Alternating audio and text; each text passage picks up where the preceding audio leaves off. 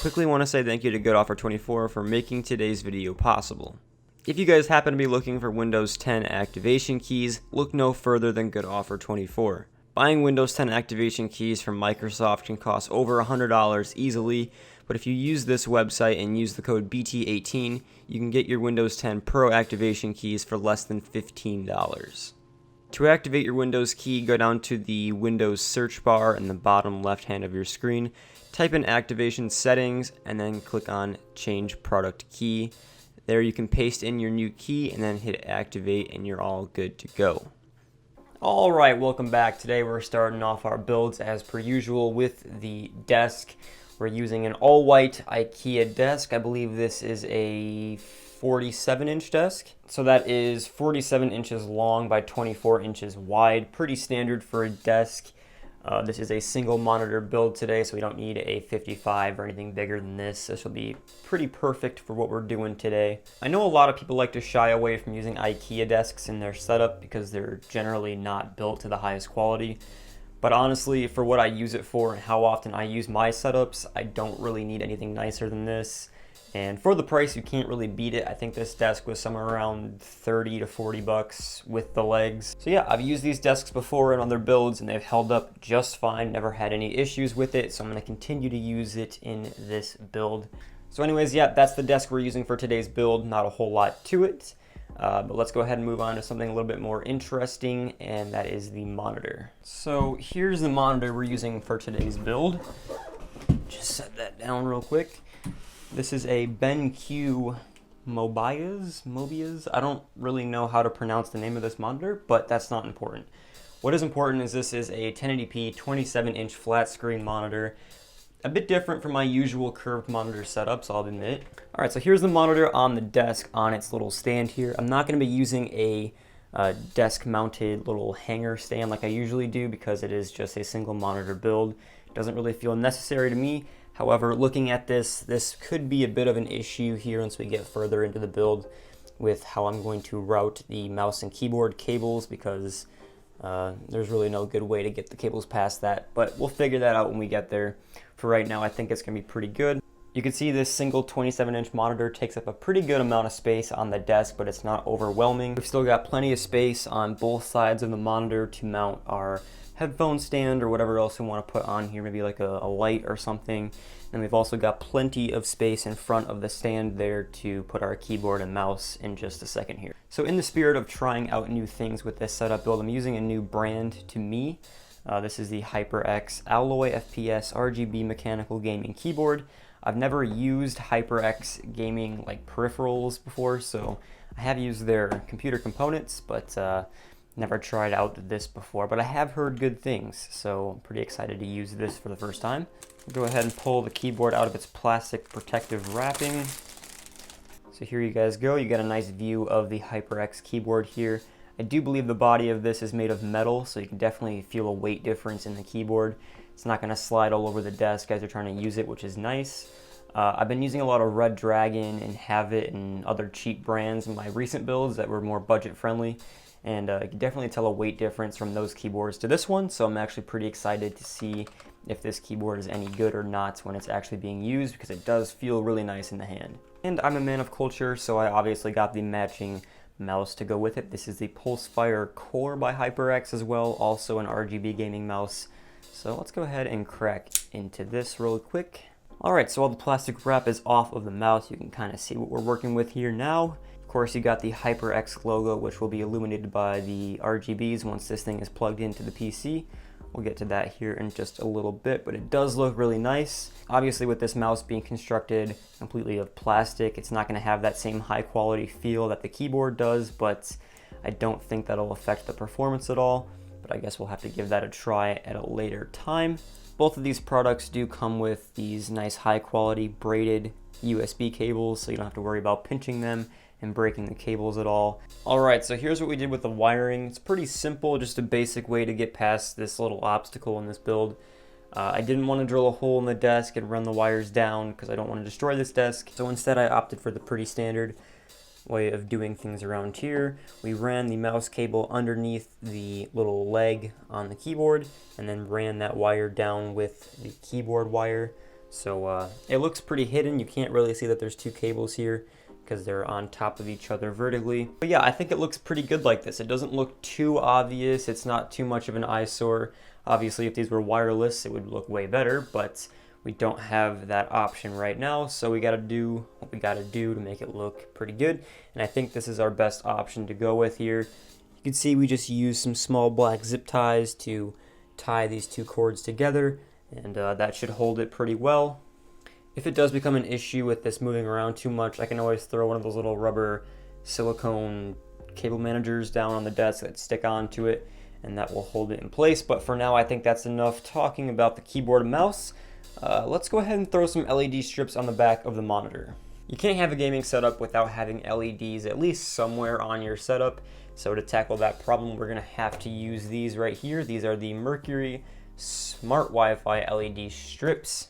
Now, I've used these in a few of my videos before, and the reason I keep using them is because the price is pretty good, 20 bucks I believe for this set right here. It's a pretty good length. You got 6.5 feet in length of this strips here. You can control it with your phone or with a little controller that it comes with, and they're pretty easy to pick up. I get these at Walmart, and Walmart usually doesn't have too many other options there, so it's just more convenient for me to use these as opposed to anything else. So I guess just convenience of being able to purchase these at my local Walmart is just kind of the main reason I buy these, but they are pretty good as well. I use these on my main setup too, and I've never had any issues with them, so I might as well keep using them, right? Straight out of the box, this is what you get.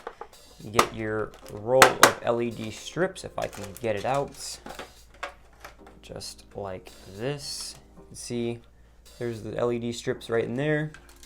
You've got your controller / power box, and then the USB cable that you'll plug into power to light these things up. You've also got some little screw clips that you can use to screw into your wall, or I think these are also some little adhesive tape things right here. So you got that, and then you also have a power brick, which is included, which is nice because this brand used to not include these, so it's nice that they changed that.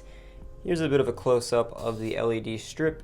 You can see there are plenty of cut points on here, so wherever you see these little copper strips with the line in the middle of it, that's where you can slice the LED strip and not cause any damage. So if you don't need all 6.5 feet, you can cut this down to whatever length you need just by cutting on these little sections here. Pretty cool. Then you also have the 3M adhesive on the back to stick these to whatever you want to stick them to. So when I install these, I'm aiming for a bit of a circle pattern around the outside of the back of the monitor here. So I'm going to go from here, bend it upwards to the top, take it across the back, and then down the other side. I'm just trying to get a nice outline of the monitor. I think that'll give a nice glow off of the wall. All right, so first things first, got the adhesive backing protector off, so now it's nice and sticky. And we're gonna start by running it up this little back piece here on the bottom of the monitor. So we're gonna start just by sticking it on there, just like that. Taking it up the side here, just like that. You can see there is this nasty bend in the LED strip here. There's not much we can do about that because this is a straight strip and we're trying to bend it sideways to go around the side of the monitor. Having a small little corner like this that's bent outwards isn't going to cause any issues. If anything, it's just going to shine the light against the desk, which will make it look that much cooler. So again, it's not really an issue if it's like this. There's really no way that we can get around that right now. So I'm just going to leave it like that. Shouldn't be an issue, but let's move on to the top. All right, up top is the same thing. We got to bend this sideways, and then we will take the strips along the top and just stick them on. All right, here's a better look at what we're working with here. You can see just got the LED strips outlining the outside of the back of the monitor. You can see the corners are bent like I mentioned earlier. Not too big of a deal because once these are powered up, it'll hide it. You won't even know that those are bent. So looks pretty good. So anyways, now we can run our power cord and plug this end into the LED strips. Obviously this end goes into the wall outlet, and then we can power these things up and see how they look, but we'll do that at the end of the video. So for now, let's go ahead and move on to the PC. All right, some of you guys might recognize this PC here. This is my $500 budget gaming PC I built on my channel just a few months ago. And this thing has done surprisingly well for me. I've actually been using this as my daily PC for the past, pretty much since I built it, because my other PC broke. So I've been using this one primarily for the past few months since I built this thing, and it's been pretty great for me so far. I have no reason to do any improvements to it, so I'm going to leave it the way it is. Assuming you don't have a lot of money to build a gaming setup, I think this $500 PC is a good place to start for a gaming computer. Obviously there are improvements you can make to this thing, like a better graphics card, better processor, more RAM. Pretty much anything that's in the PC could be upgraded, but I think this is a good starting point for anyone that's just getting started in the worlds of PCs. So anyways, as you guys can see, we got some cables down there that are all loosey-goosey. We got to get those straightened up. Pardon the cut on my wrist. Got to get those cables straightened up and plugged into the PC, get this all fired up, get that screen turned on. Got to adjust all the settings because it's brand new, and we'll get all of the LEDs inside of the HyperX mouse and keyboard fired up. We'll get the monitor backlights behind it, those LED strips we installed, we'll get those fired up as well, and we'll get everything synced. This case also has RGB strips inside of this clear plastic here, and as well as in this front piece as well. So it's going to look pretty cool once we get all these lights configured so they're all matching. So I'm going to take a few minutes here to do that off camera because it's kind of a long, boring process, but I'm going to do that real quick and I'll be right back. Alright, so if you guys couldn't tell by looking at it, we got the setup fired up here. PC's down there doing its thing, everything's hooked up. You can see the nice glow off of the wall. You'll see that more when the lights are off. You can see screen is on, all the settings are changed. Got the HyperX keyboard here doing its thing with the rainbow effect, as well as the matching mouse, which is also doing the rainbow effect. So that's pretty cool. We got the LEDs in the back. These are doing rainbow as well, so everything's matching. PC's doing it down there as well. So I'm gonna go ahead and shut the lights off so you guys can see the final product of today's build. So let's go ahead and do that now. Alright, I really hope my camera does this justice because this looks awesome. We got my $500 gaming PC down there with the rainbow effect on the front panel, which looks awesome. Got the RGB HyperX keyboard here with the matching mouse, both doing their rainbow effect. Looks awesome.